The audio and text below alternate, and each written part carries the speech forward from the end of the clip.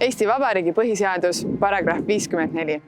Eesti kodaniku kohus on olla ustav põhiseaduslikule korrale ning kaitsta Eesti iseseisvust. Kui muid vahendeid ei leidu, on igal Eesti kodanikul õigus osutada põhiseadusliku korra vägivaldsele muutmisele omaalgatuslikku vastupanu.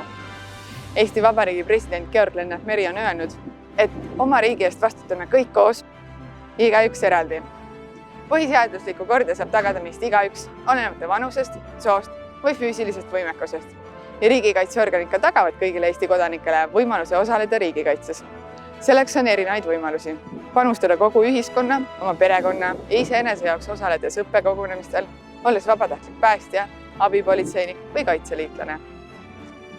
Eesti Vabariik on rajatud vabaduse põhimõttele, et tagada iga üksikisiku vaba eneseteostus.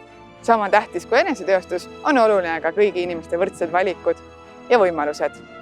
Rahva heaolu ja turvatunne. Selleks tuleb meil igalühel panustada turvalisuse ja vabaduse säilmisesse ning selle kindlustamisse.